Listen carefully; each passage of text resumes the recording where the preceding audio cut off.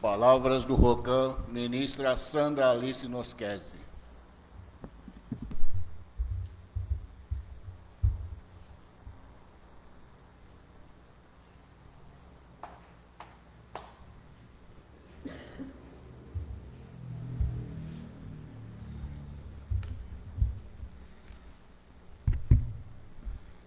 Boa tarde a todos. Obrigada pela presença, obrigada aos que nos assistem. Essa palestra não é minha, tá? Essa palestra é da servidora Diva. E por ela estar passando por um momento de purificação, ela não está podendo estar presente no culto da família. Mas eu vou ler a palestra dela para os senhores. Boa tarde. Grata a todos que nos assistem via internet e aos presentes. Agradecemos a permissão de Deus e Meixo Sama para estarmos juntos mais este mês. Tema: Nossa Origem. Salmo: Coração de Deus. Na era do dia, há 3.000 anos, na era de Sakyamuni, éramos seres divinos. Voltamos todos juntos. Um belo dia, Izunome no Okami, Meixo Sama, reuniu a todos e disse: daqui 3.000 anos nascerei no Japão e construirei o paraíso na terra, onde não haverá mais doenças, conflitos e pobreza. Digo que nessa época colaborem, obedecendo minhas ordens. Se me ajudarem neste feito, construção, perdoarei pecados conscientes e inconscientes cometidos por vocês durante os 3.000 anos. Alternamos vida e morte e novamente nascemos todos juntos, no momento da era da noite. Com isso foi firmado com Deus: somente as pessoas que estiverem cumprindo seu propósito com Deus terão acesso à luz divina. Izunome no Okami afirmou que tem poder em nossas vidas, conforme guiarmos nossas vidas no bem ou no mal. Ele terá para nós a felicidade ou a infelicidade. Se fizermos como ele nos instruiu, nos salvará de qualquer purificação que venhamos a passar. O coração misericordioso de Deus enche de graça todos os homens. Enche de graça todos os homens, desculpe. Na aula de 25 de março passado, o reverendo nos falou de uma casa Hatman Kaku, construída na era Edo, 1601 a 1867, sendo posteriormente transferida e reconstruída no local em que está até hoje, Nagoya.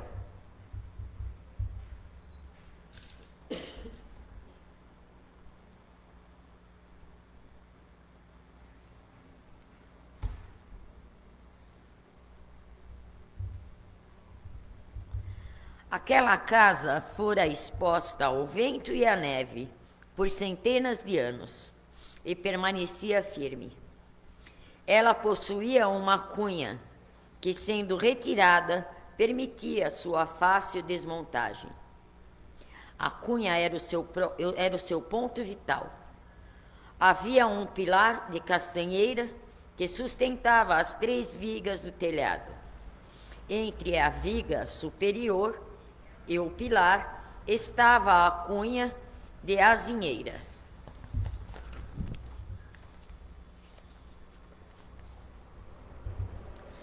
Da mesma forma, no centro do universo está o Supremo Deus, e no centro do mundo e da nossa igreja está Meixo Sama. No centro da sociedade e do lar estão seus membros, que são as colunas santas. Será inevitável a destruição se estas estruturas forem abaladas. O reverendíssimo Watanabe, que transferiu e reconstruiu a casa em Nagoya, sempre se referia a essa coluna central. Dizia que o pilar estava sobre o alicerce firme, livre de insetos e do fogo. Se construíssemos uma fé semelhante, poderíamos nos desenvolver e nos aperfeiçoar. A aparência pode ser magnífica, mas se existir cupim, a fé desaba. Ou seja, se as pessoas que ocupam a posição central fingirem ser entendidos na fé, tudo desaba. O reverendíssimo enfatizava ainda que se uma pessoa presunçosa, que não pratica o jorei, prosseguir na divulgação de Meixo Sama, a visão sobre ele ficará distorcida e não será possível a concretização do paraíso terrestre. Se olharmos como servidores, nossa igreja irá ruir. Não podemos deixar os insetos, cupins, tomarem conta de nossos espíritos. Todos temos compromissos, principalmente com o jorei. Temos que honrar o que nos dispusemos a fazer perante Deus e Meixo Sama. Não sendo assim, será tudo em vão.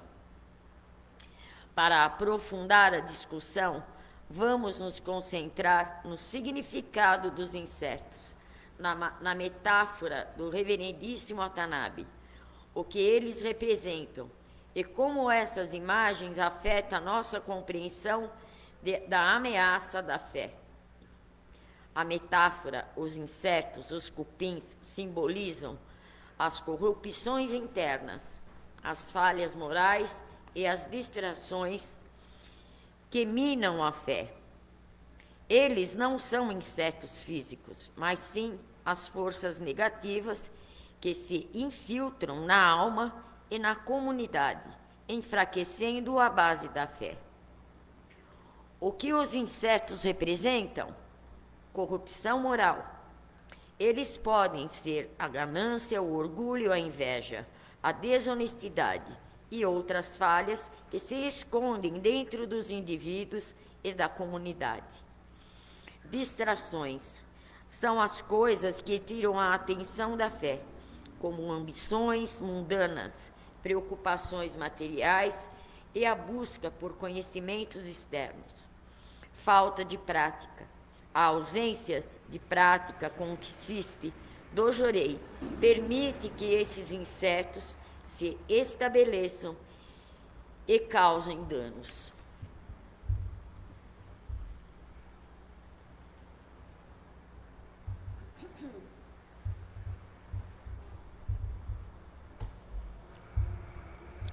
Falta de consciência. A ignorância ou a recusa em reconhecer essas falhas internas permite que os insetos prosperem sem serem combatidos. Como essa imagem afeta a nossa compreensão da ameaça à fé? A metáfora dos insetos torna a ameaça da fé mais tangível e relacionável. Não é apenas uma ameaça abstrata, mas algo que pode se infiltrar silenciosamente e insidiosamente. Destaca que a fé não é estática. Ela precisa de vigilância constante e esforço para se manter forte. A imagem também enfatiza a responsabilidade individual. Cada pessoa é vista como um potencial inseto, se não se esforçar para purificar sua alma. A proteção da fé é, portanto, uma tarefa coletiva que exige que cada membro se comprometa com a autotransformação. Além disso, a ideia de que os insetos podem se esconder sob a aparência sugere que a corrupção pode ser mascarada pela piedade superficial ou pelo comportamento religioso externo. É por isso que a verdadeira fé não é apenas sobre o que fazemos, mas sobre quem somos. Em resumo, os insetos, a metáfora, representam as forças que ameaçam a integridade da fé. E a sua presença exige vigilância constante, autotransformação e um compromisso com a prática do Jorei para proteger a base da comunidade e da fé. Devemos purificar nossas almas para sermos a base forte de nossa igreja, a arte do Jorei. Este é um chamado à ação, viver a fé com sinceridade, praticar o Jorei e manter a integridade para garantir a força e a longevidade da comunidade da fé. Obrigado a todos. Grata, servidora Diva Santiago Martins. Então, assim, eu não vou me alongar muito, porque a palestra, na verdade, era da Diva, né? É da Diva. Mas só para fazer um resumo, a gente bate sempre na mesma tecla, né? É a purificação, é a fé, é a verdade, é a busca. E quando a gente para analisar, a finalidade é uma só. É o aprendizado que cada um de nós devemos ter e buscar. E quando se fala de fé, a fé ou ela é ou ela não é. É o que eu estava conversando com a Fátima e com a Dona Áurea. Não tem meio termo. As pessoas, elas confundem muito fé quando elas precisam de Deus. E a fé não é isso. Ou você tem fé, você crê, e você é leal a Deus, a Meixo Sama, ou aonde quer que você frequente, ou você não é. As pessoas só se lembram de Deus quando a água começa a bater novamente.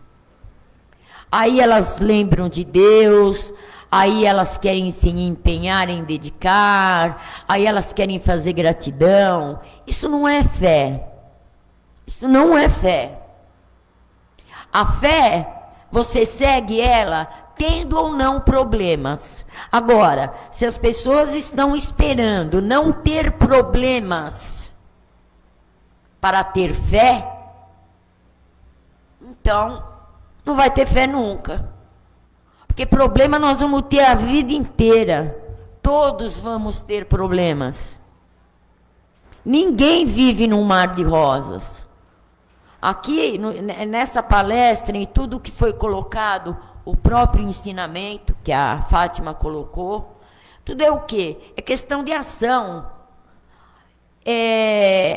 A gente sabe que a intenção de Deus, de Meixo Sama, de Jesus, foram as melhores. O mundo poderia já estar sendo o paraíso sobre a terra, se o ser humano não fosse tão egoísta e ganancioso.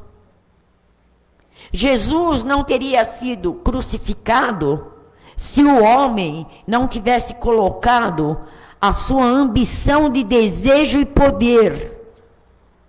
O homem se colocou à frente de Deus.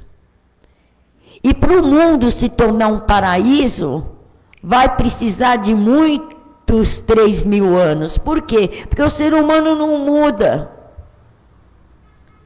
A pessoa, muitas vezes, ela não é grata em nada. Ser grato da boca para fora é fácil. Ser grato com dinheiro no bolso é mais fácil ainda. E tem muita gente que tem o dinheiro no bolso e a gratidão é da boca para fora. Porque elas não se dão ao trabalho nem de fazer uma doação em prol do lugar aonde elas recorrem quando a água bate. E por aí vai. Você tem que dedicar, servir a Deus, ser grato a Deus, com ou sem problema, com dor ou sem dor. Quantos de nós estamos purificando? E aí? Não estamos servindo?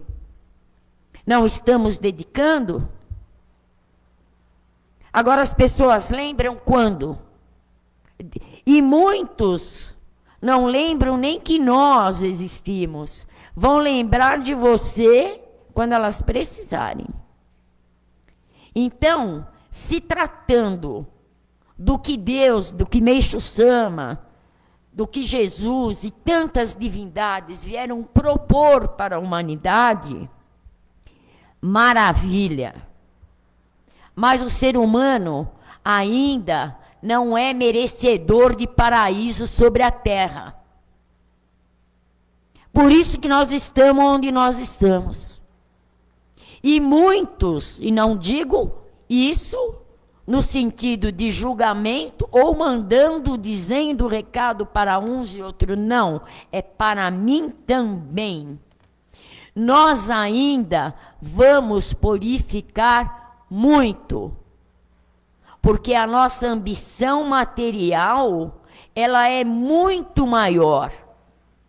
Nós estamos muito longe de entender o que de fato esses grandes mestres divinos vieram mostrar para nós. Nós já éramos para estar vivendo no paraíso. Olha como é que está aí fora, ó as guerras. Isso é paraíso? Por que está como está? Por causa da ambição, o egoísmo do ser humano. É a briga de poder. É o quem pode mais chora menos. E enquanto o ser humano estiver com esse pensamento hipócrita e ignorante de achar que está tudo bem, comigo não pega nada, engano. Nós vamos passar por N purificações. Então, não vamos permitir que esses insetos invadam a nossa alma. Dentro do pouco que aprendemos e que já entendemos, vamos deixar florescer mais para que a gente não sofra futuramente. Tá bom? Então, o que eu tinha para passar hoje era isso. Obrigado a todos. Agradecemos também a Diva, né? Por ela ter feito essa colocação toda. E vamos seguir.